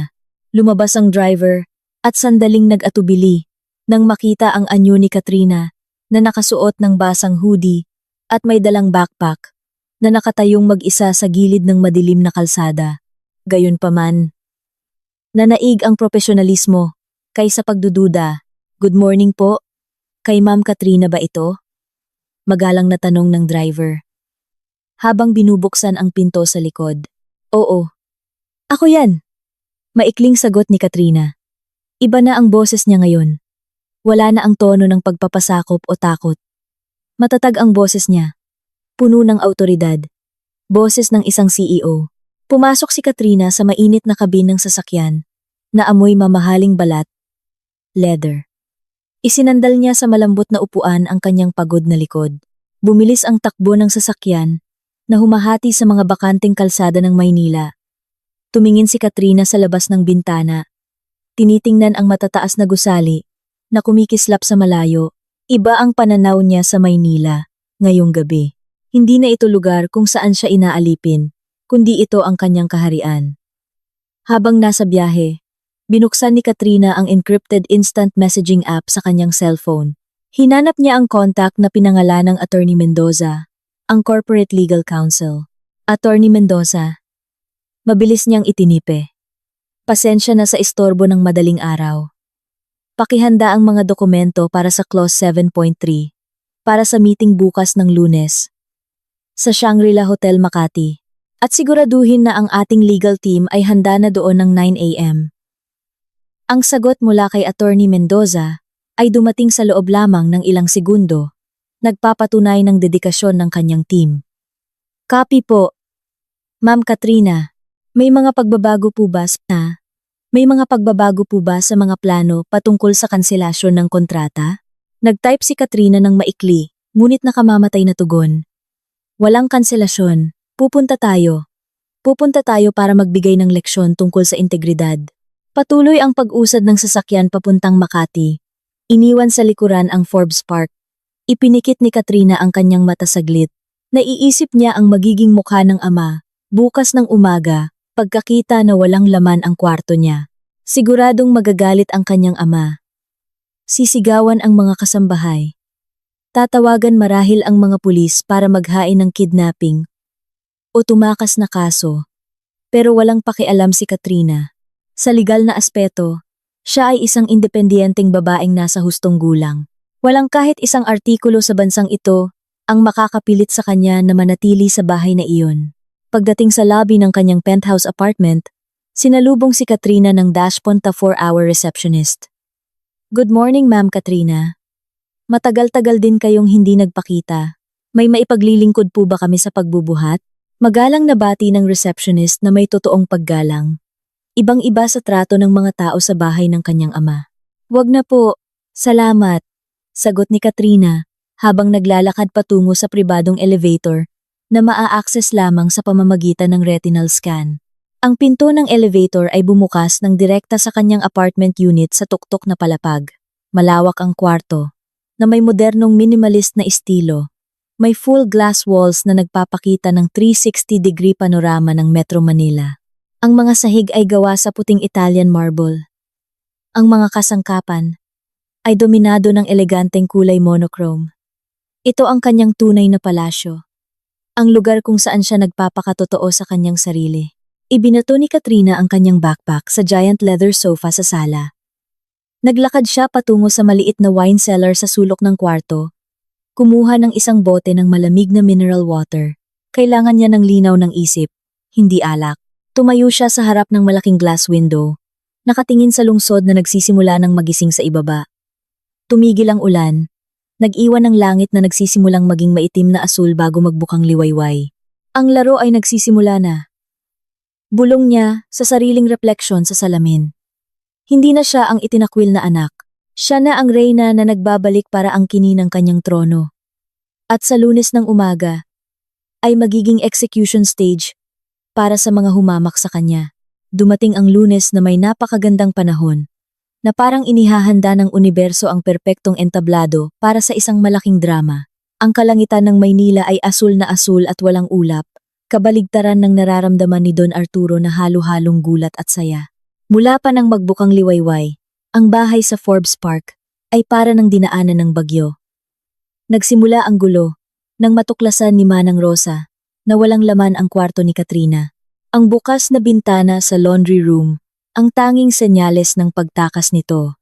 Saglit na sumabog sa galit si Don Arturo, ibinagsak ang telepono ng bahay, at sumisigaw na minumura ang security guard dahil sa kapabayaan. Talagang walang kwentang anak.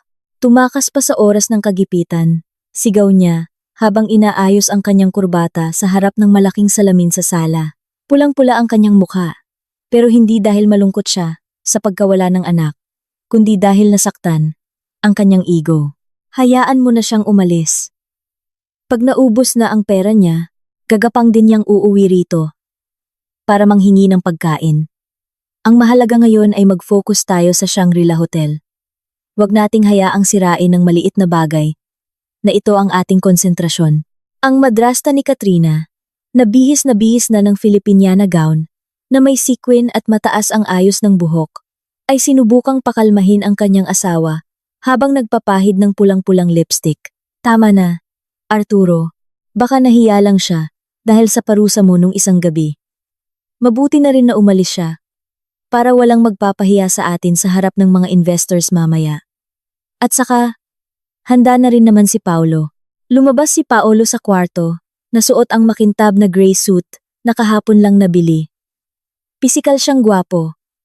Ngunit ang aura ng kayabangan na nagmumula sa kanya ay nakasira ng lahat. Huwag kayong mag-alala, Dad. Ako na bahala sa technology side. Pag may tinanong sila sa akin tungkol sa technical, sasagot na lang ako gamit ang mga astig na terms tulad ng algorithm, cloud computing, o blockchain. Panigurado, tatango-tango na lang sila at maniniwala sa ganyang maling pananalig. Umalis sila. Ang pamilya Arturo ay pumasok sa Shangri-La Hotel Makati gamit ang dalawang mamahaling sasakyan. Sa buong biyahe, abala si Don Arturo sa pag-ensayo ng kanyang victory speech, habang si Paulo naman ay abala sa pag-update ng status sa social media na may caption na OTW pirmahan ng bilyon-bilyong proyekto. Big Boss Energy. Pagdating sa Shangri-La Hotel, agad silang sinalubong ng karangyaan. Ang sikat na lobby ng hotel, na may naglalakihang mga poste at kaayusan ng mga sariwang bulaklak, na kasing daas ng tao ay puno ng mga business journalists. Lumalabas na ang balita ng pagpirma ng Strategic National Toll Road Project na ito ay umakyat sa atensyon ng marami. Ang kislap ng mga kamera ay sumalubong sa pagdating ni Don Arturo. Ngumiti siya ng malapad. Kumakaway na parang isang sikat na celebrity. Iniisip na sa wakas ay kinikilala na rin ng mundo ang kanyang kadakilaan. Don Arturo, Don Arturo! Tawag ng isang mamamahayag habang inilalapit ang isang voice recorder. Totoo ba na ang halaga ng proyektong ito ay aabot sa 3 bilyong piso? Ano po ang inyong estratehiya para manalo sa ganito kahirap na tender? Huminto sandali si Don Arturo. Pinalaki ang dibdib. Totoo yan. Ang susi ay integridad, karanasan, at syempre, ang inobasyon sa teknolohiya na dadalhin ng susunod na henerasyon. Sagot niya habang tinatapik ang balikat ni Paulo, na agad namang nag-post na feeling astig. Dinala sila patungo sa Grand Ballroom. Ang kwarto ay ginawang venue para sa isang high-level meeting.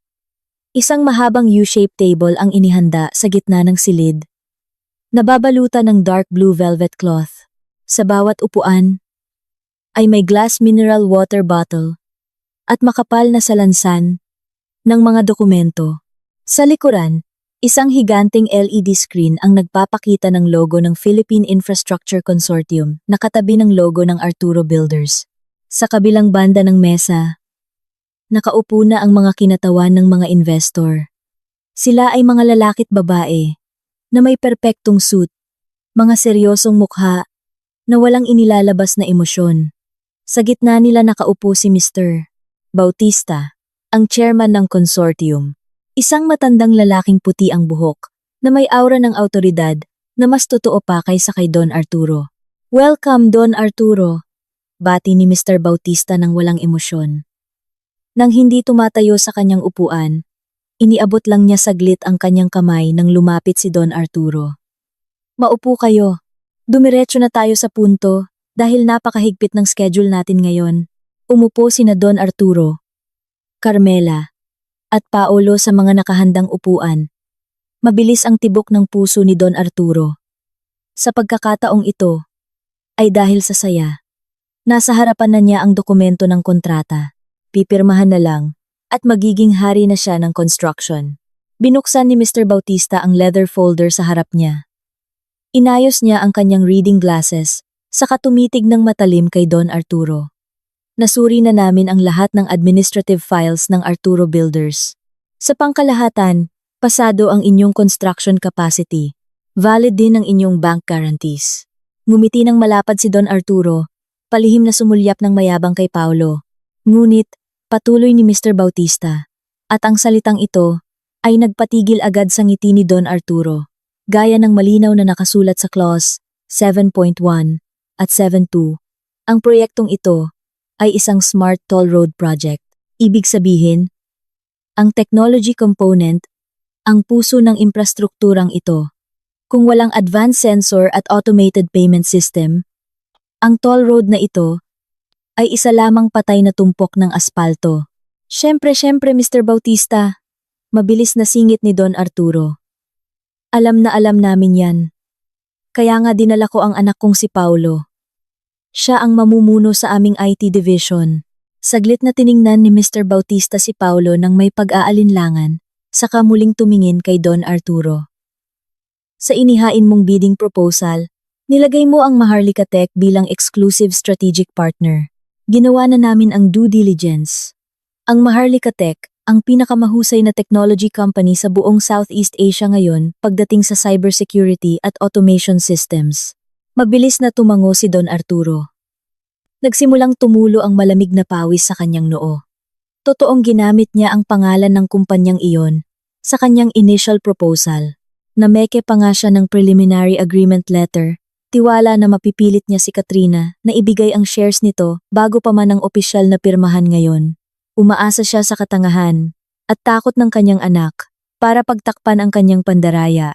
Kaya, sabi ni Mr. Bautista, habang tinatapik ang daliri sa dokumento, ayon sa aming standard procedure para sa mga kontratang may halagang higit sa 1.5 bilyong piso, Kailangan namin ng orihinal na pirma mula sa principal o top executive ng technology partner. Nasaan ang CEO ng Maharlika Tech? Bumagsak ang katahimikan. Mukhang naguguluhan si Paulo, palingalinga sa kaliwa at kanan. Nagsimulang paglaruan sa kaba ni Carmela, ang dulo ng tablecloth. Awkward na tumawa si Don Arturo. Ang kanyang tawa ay tunog disintonado sa perpektong acoustic ng silid na iyon. Ah, Mr. Bautista, nagbibiro naman kayo. Ang Maharlika Tech ay supporting vendor lang po.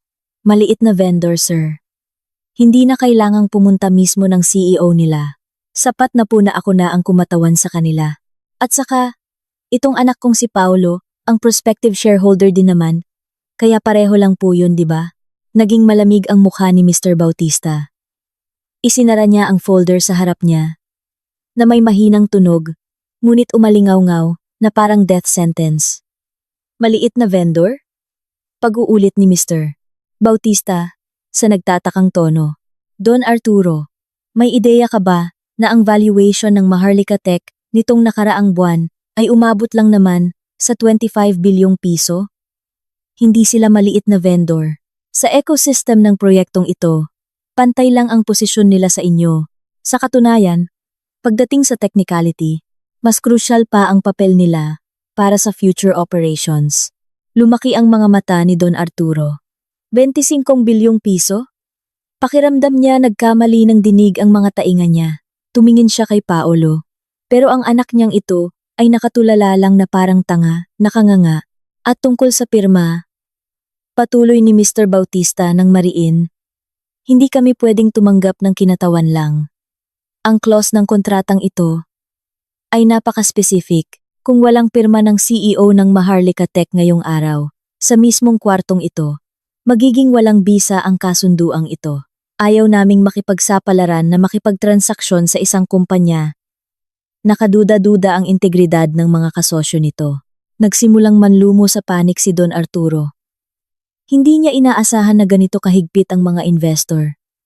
Akala niya madadaanan niya sa karisma at pananakot. Sandali lang po, Mr. Bautista. Huwag kayong magmadali. Baka may misunderstanding lang. Matatawagan ko po ang staff ko. Baka nai-traffic lang yung representative nila sa daan. Alam niyo naman sa Manila, nakakabaliw ang traffic. Bibigyan namin kayo ng 15 minuto. Sabi ni Mr. Bautista sabay tingin sa kanyang Rolex watch.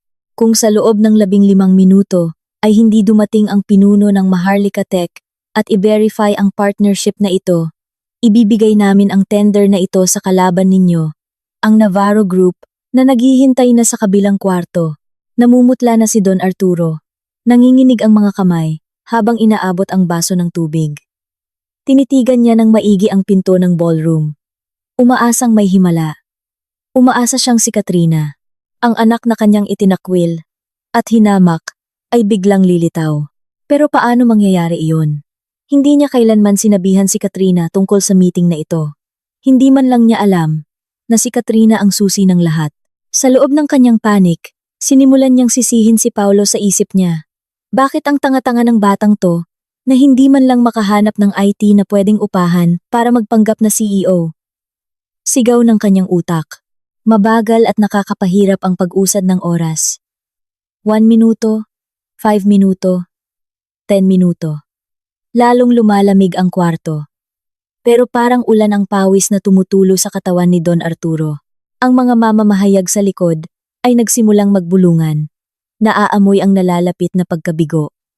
Nagsimulang itutok ng mga kamera ang kanilang mga lente sa matensyong mukha ng pamilya Arturo. Eksaktong patayo na si Mr. Bautista para i-cancel ang meeting. Nang makarinig sila ng tunog ng double doors ng ballroom na binubuksan mula sa labas. Hindi lang basta binuksan, kundi binuksan ng malapad ng 2 hotel security guards na para bang sumasalubong sa isang VVIP guest. Lahat ng ulo ay lumingon patungo sa pinto. Pumasok ang liwanag mula sa labas ng koridor. Lumikha ng isang silweta ng isang taong nakatayo ng tuwid sa bungad. Pinaliit ni Don Arturo ang kanyang mga mata. Nakita niya ang isang figura ng babae, hindi naka-flannel shirt na luma o murang party dress. Ang babaeng iyon ay nakasuot ng ivory white designer blazer mula sa Paris na bumabalot sa kanyang katawan ng perpekto. Isang slacks na babagay sa kanyang matingkad na pulang stiletto heels. Ang kanyang buhok ay malayang nakalugay, kulot at naglalabas ng kumpiyansa. Sa kanyang kaliwat kanan, dalawang bodyguard na nakasuot ng maayos na itim na suit ang nagbabantay sa kanya, habang ang sikat na abogadong si Attorney Mendoza ay naglalakad sa likuran niya. Bit-bit ang isang crocodile leather briefcase. Nakanganga si Don Arturo. Kilala niya ang mukhang iyon. Pero hindi niya kilala ang aura nito. Si Katrina. Pero hindi ang Katrina na anak niya. Ito si Katrina, ang apex predator sa business food chain na ito. Naglakad si Katrina, papasok sa kwarto. Ang bawat hakbang ng kanyang stiletto ay umaalingaw-ngaw ng tak sa marble floor. Isang ritmo na matatag at nakaka-intimidate. Nang pumasok siya, ang atmosfera sa kwarto, na kanina lang ay puno ng tensyon ay biglang naging tahimik na tahimik. Si Don Arturo, na nakaupo sa upuan, nabasa ng malamig na pawis ang likuran, ay naramdaman na may bumara sa kanyang lalamunan. Nanlalaki ang mga mata niya sa hindi paniniwala. Parang nakakita siya ng multo sa tanghaling tapat. Ang bibig niya ay bahagyang bumukas na gustong magsalita, ngunit walang lumabas na boses. Kilala niya ang mukha na iyon. Siyempre, mukha yun ng sarili niyang anak. Ngunit ang aura na pinalalabas ng babaeng iyon ay parang isang estranghero para sa kanya. Iyon ang aura ng kapangyarihang matagal na niyang gustong magkaroon, na ngayon ay taglay ng taong pinakaminaliit niya. Sa tabi niya, si Paulo na kanina lang ay abala sa pag-aayos ng kurbata para magmukhang gwapo sa kamera ay ngayoy nakanganga. Kinalabit niya ang braso ng ina niya ng pabalang. Ma. Si ate. Katrina. Yon. Diba? Paano siya nakapasok sa VIP door? Bakit ang ganda ng damit niya? Bulong ni Paulo sa natatarantang boses. Ang madrasta na si Carmela ay nanigas lang. Ang kanyang mukha, na natatakpan ng makapal na pulbos, ay mukhang nabibiyak dahil sa takot. Mahigpit niyang hinawakan ang kanyang handbag, na parang isang salbabida sa gitna ng bagyo. Naalala niya kung paano niya trinato si Katrina bilang katulong sa bahay. Inutusang maghugas ng mga maruruming plato pagkatapos ng party. Ngayon, ang babaeng inutusan niya ay naglalakad na nakataas ang baba.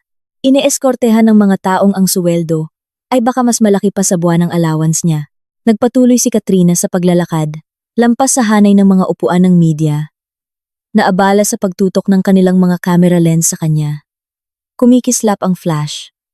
Pero hindi man lang kumurap si Katrina. Sanay na siya sa ganitong atensyon sa isang mundong hindi alam ng pamilya niya. Naglakad siya ng diretso patungo sa main table, papunta sa bakanting upuan sa tapat ni Don Arturo, sa side kung saan nakaupo ang mga investors. Si Mr. Bautista, ang chairman ng consortium, na kanina pa nagpapakita ng malamig na pakikitungo kay Don Arturo, ay biglang may ginawa na nagpagasp sa buong kwarto. Tumayo siya, hindi lang para sa formalidad.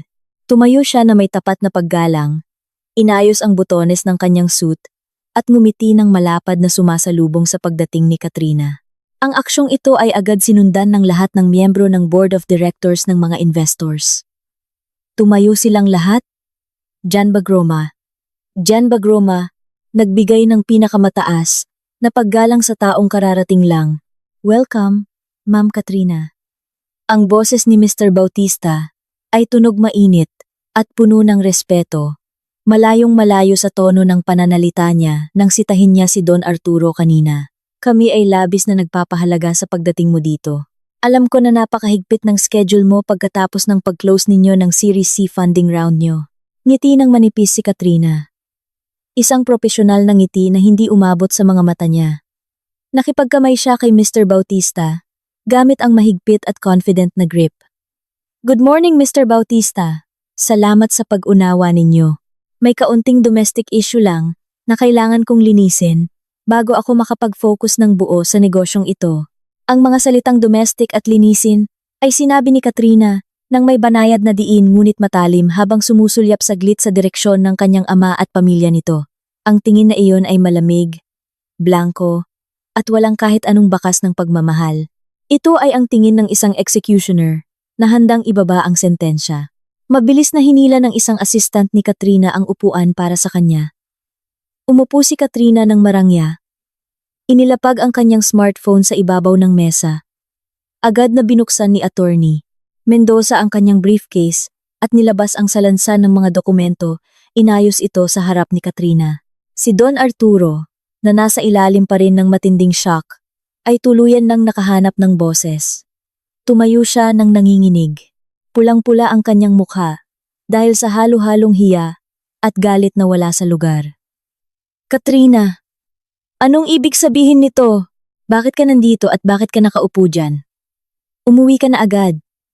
Nakalimutan mo na ba ang parusa ko sa'yo? Pinagbawalan kitang lumabas ng bahay. Ang sigaw ni Don Arturo ay umalingaw-ngaw sa malaking kwarto. Napakagaspang at hindi nararapat pakinggan sa kalagitnaan ng isang high-level business meeting. Agad na nagkagulo ang mga mamamahayag na itala ang bawat salita ng family drama na iyon. Kumunot ang noo ng ilang investors. Halatang nandidiri sa inaasal ni Don Arturo. Hindi sumagot si Katrina. Hindi man lang siya lumingon sa kanyang ama. Abala siyang nagbasa saglit ng dokumento sa harap niya. Saka lumingon sa kanyang assistant. Pakikuha mo ako ng mineral water, yung room temperature lang, utos niya ng kalmado. Na parang ang sigaw ng kanyang ama ay boses lang ng isang langaw na umaaligid. Si Mr. Bautista ang sumagot sa sigaw ni Don Arturo. Tinitigan niya si Don Arturo ng matalim at may babala. Don Arturo, mangyari lang na ayusin ninyo ang inyong asal. Kausap ninyo ang aming main strategic partner. Si Ma'am Katrina ang CEO at founder ng Maharlika Tech, ang may-ari ng teknolohiya na siyang absolute requirement para sa proyektong ito. Ano? Napaatras si Don Arturo na parang sinampal ng isang hindi nakikitang kamay. Napaupo siya pabalik sa kanyang silya. CEO? Founder? Imposible! Naglalaro lang siya ng computer sa kwarto. Naglalaro ng computer na nagbigay sa kumpanya niya ng halagang 2 to 5 bilyong piso, matalim na putol ni Mr. Bautista.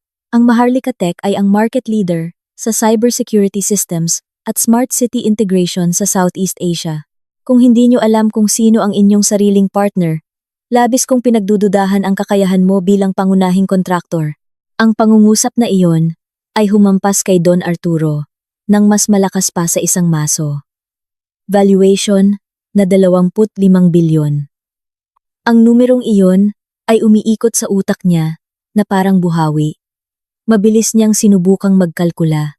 Ang maliit na shares na sinubukan niyang agawin para kay Paulo, ang shares na nilait-lait niya, ay nagkakahalaga pala ng bilyon-bilyong piso kung si Katrina ang majority shareholder.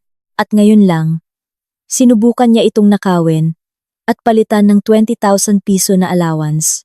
Anong klaseng katangahan ang ginawa niya? Si Paulo, na nakaupo sa tabi ni Don Arturo, ay lalong lumiit sa takot. Tiningnan niya ang kanyang kapatid sa isang bagong pananaw. Pananaw ng takot. Dad! Sabi mo pipitsugin lang kumpanya niya. Bulong ni Paulo na nanginginig ang boses. Kung alam ko lang na bossing siya, dapat pala mas pinilit ko pang kunin shares niya kahapon. Manahimik kang bobo ka. Mariin na sabi ni Don Arturo habang nagpipigil ng galit na sasabog. Sa wakas ay inangat ni Katrina ang kanyang mukha mula sa mga dokumento. Tumingin siya ng diretsyo kay Don Arturo. Sa pagkakataong ito ay nagsalita na siya. Mr. Arturo, formal niyang pagtawag. Hindi dad, kundi Mr. Arturo. Ang tawag na iyon ay gumawa ng harang na kasing kapal ng pader na bakal sa pagitan nila. Nasa isang formal at profesional tayong venue. Mangyari lang na itago nyo ang drama ng pamilya nyo para sa bahay. Nandito ako bilang isang business entity na magdedesisyon kung karapat-dapat bang makatanggap ng teknolohiya ko ang kumpanya mo. Nalunok ni Don Arturo ang kanyang laway. Nakita niya ang mga mata ni Katrina. Walang pag-aalinlangan doon. Nawala na ang kanyang anak.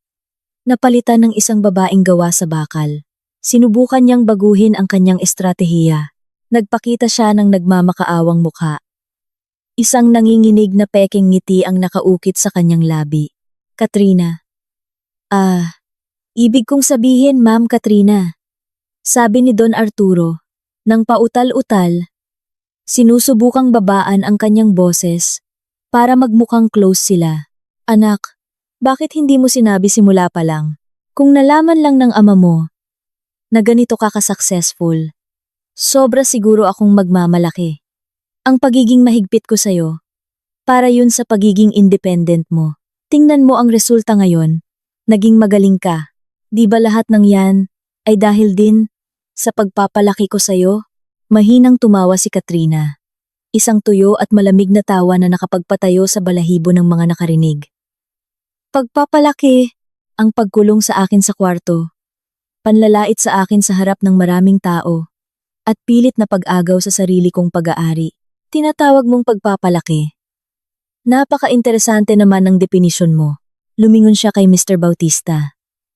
Mr. Bautista, mag-usap tayo sa negosyo. Nirepaso ko na ang proposal sa pagitan ng Arturo Builders at ng consortium. Technically, katanggap-tanggap ang specifications. Ngunit, ang Maharlika Tech ay may mahigpit na compliance standards patungkol sa integrity clause ng aming partners. Clause 7.3. Seryosong tumango si Mr. Bautista. Sige po, Ma'am Katrina, nakikinig kami. Ayon sa Clause 7.3, ang Maharlika Tech ay may karapatang kanselahin ang partnership kung may natagpuang indikasyon ng unethical business practices, corrupt management, o financial instability na itinatago ng prospective partner, paliwanag ni Katrina sa malakas na boses. Namutla si Don Arturo. Hindi ethical? Anong ibig mong sabihin? Malinis ang kumpanya ko. Malinis! Tumaas ang kilay ni Katrina. Inabutan siya ni Attorney Mendoza ng isang manipis na pulang folder. Binuksan ito ni Katrina at kinuha ang ilang litrato at kopya ng bank statements. Batay sa independent audit na ginawa ng aking team nitong nakaraang 24 oras. Sabi ni Katrina sabay tapon ng mga litrato sa gitna ng mesa. Ipinapakita sa mga litrato ang maluhong pamumuhay ni Paulo at ng kanyang madrasta mga sports cars. Branded bags na itinabi sa financial reports ng Arturo Builders na pala'y nagdurugo o nalulugi na ng matindi. Ang Arturo Builders ay nasa bingit ng bankruptcy. Ginagamit ang pera ng kumpanya para pondohan ang personal na luho ng direktor at ng kanyang pamilya. Ang toll project na ito ay hindi para sa expansion, kundi para lang mangutang pambayad ng utang para makatakas sa bangko. Nagkagulo sa kwarto. Nagunahan ang mga mamamahayag na kunan ng litrato ang mga ebidensyang nakakalat sa mesa.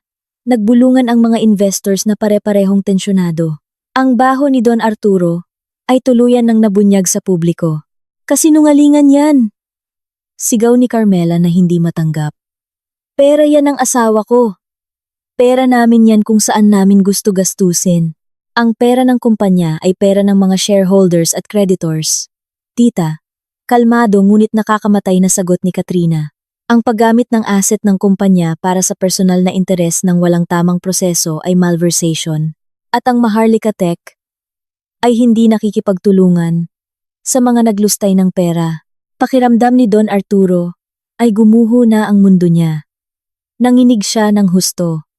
Ang sikretong itinatago niya na malapit na siyang mabangkarote at desperado na siyang makuha ang proyektong ito para mabuhay.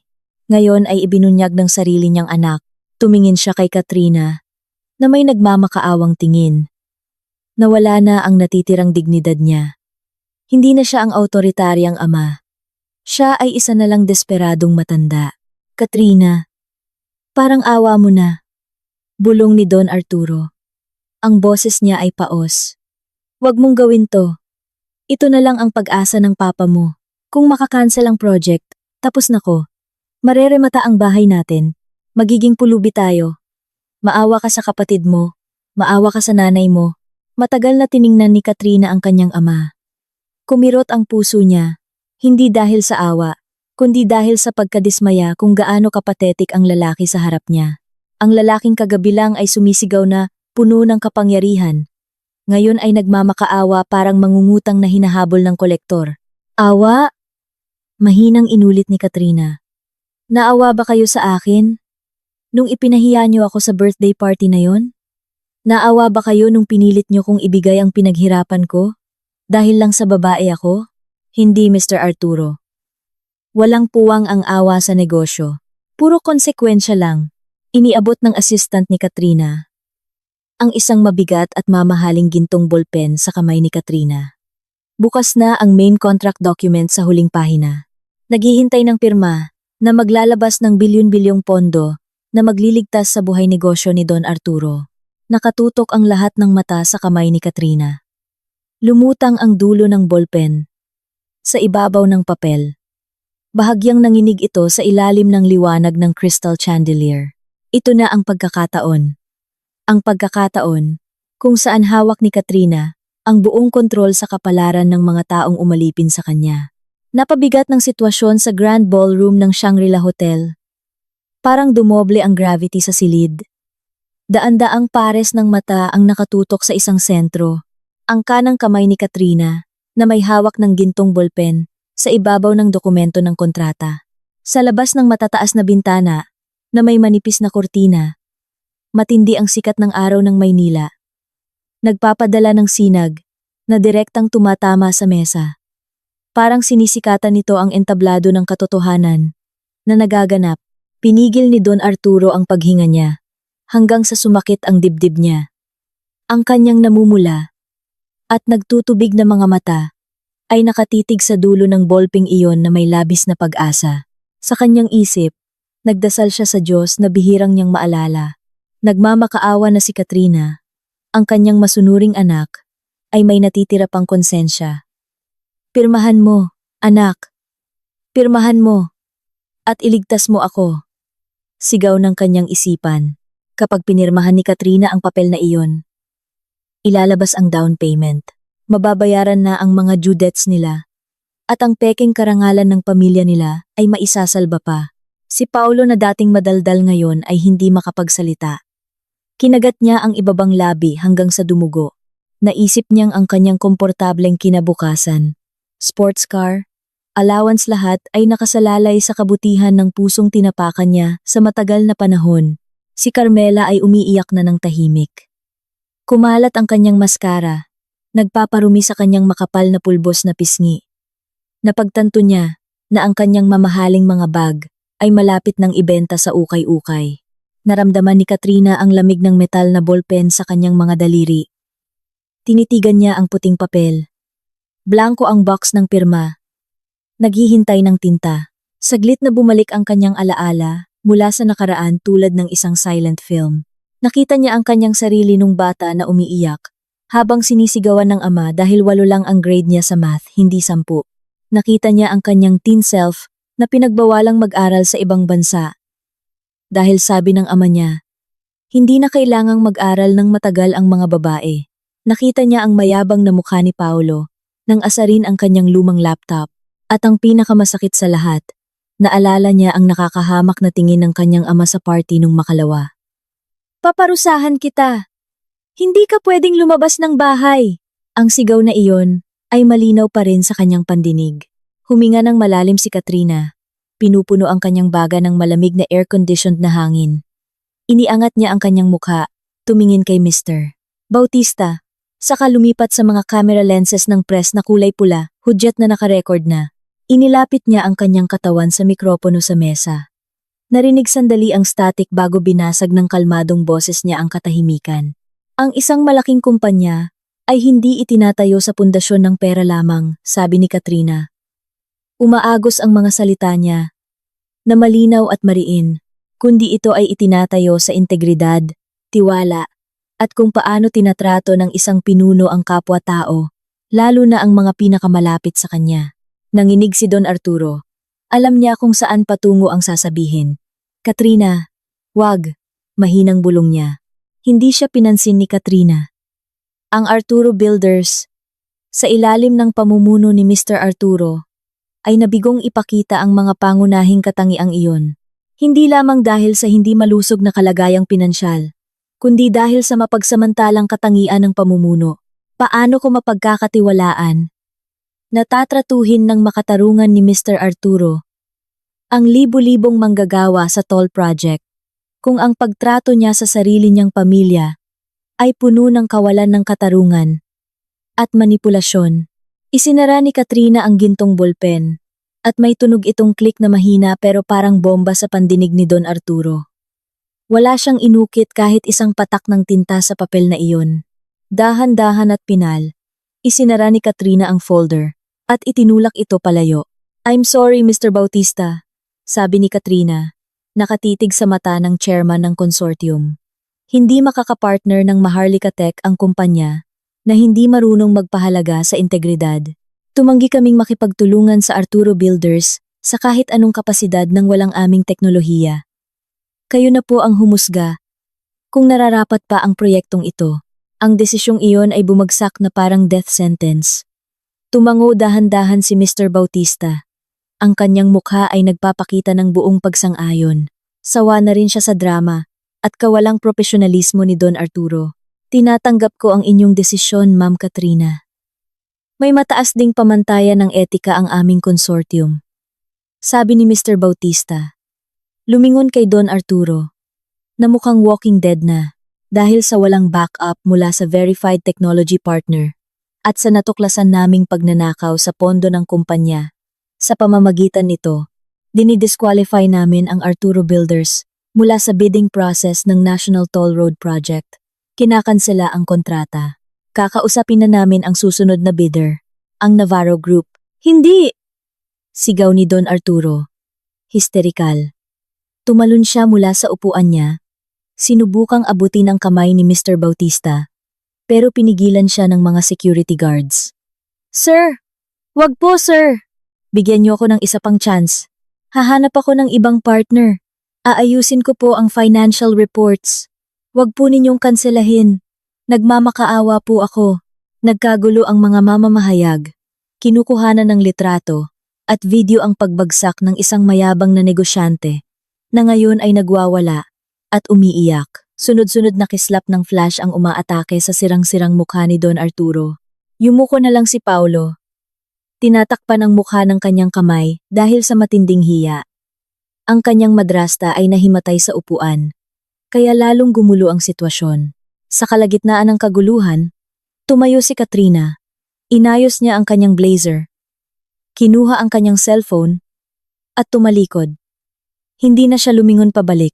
Hindi niya tiningnan ang kanyang ama na kinaladkad na ng security guards dahil nagsimula na itong magwala para sa kanya. Tapos na ang negosyo niya sa kwartong iyon. Sarado na ang libro ng nakaraan niya. At wala na siyang balak buksan at basahin pa ito. Naglakad si Katrina papalabas ng Grand Ballroom na sinusundan ng kanyang team. Ang kanyang hakbang ay pakiramdam na mas magaan kaysa sa pagpasok niya kanina. Ang pasaning kasing bigat ng bundok na sa mahabang panahon ay pabigat sa kanyang balikat, ang pabigat ng pag-prove ng sarili. Ang pagnanais na makuha ang atensyon ng ama ay nawala na. Hindi niya kailangan ang pagkilala mula sa taong hindi makakita sa kanyang tunay na halaga. May pagkilala na siya mula sa mundo. Nang maglakad si Katrina palabas sa main lobby ng hotel, bumukas ang automatic glass doors. Sinalubong agad siya ng mainit na hangin at sikat ng araw ng Maynila. Ang langit sa labas ay bughaw na walang halong madilim na ulap. Lumipas na ang bagyong sumasakop sa kanyang buhay. Isang marangyang itim na sedan ang naghihintay sa harap ng lobby. Pinagbuksan siya ng pinto ng assistant niya. Bago siya pumasok, tumigil sandali si Katrina. Tinitigan niya ang nagniningning na araw. Hinahayaang dumampi ang init nito sa balat ng kanyang mukha. Ngumiti siya. Sa pagkakataong ito, isang totoong ngiti. Ngiti ng isang malayang babae. "Sa head office na po ba tayo, ma'am?" Tanong ng kanyang assistant. "Oo," matatag na sagot ni Katrina. Subalit bago isara ang pinto, may pahabol siyang utos. Pakiayos din ang pagpapadala ng sasakyan sa Forbes Park. Sunduin niyo si Manang Rosa. Gusto kong siya ang maging head ng mga staff sa penthouse ko. Ang mga tapat na tao ay hindi dapat iniiwan sa lumulubog na barko. Ngumiti siya. Pagkatapos nun, Back to work. Ang mundo ay hindi maghihintay. Umalis ang sasakyan sa harapan ng hotel, iniwan ang kumpulan ng mga mamamahayag, iniwan ang isang pamilya na nasira dahil sa pagsisisi, at dinala si Katrina patungo sa kinabukasang binuo niya, gamit ang sarili niyang mga kamay. Sa rearview mirror, pinaliit ng pinaliit ang imahe ng Shangri-La Hotel.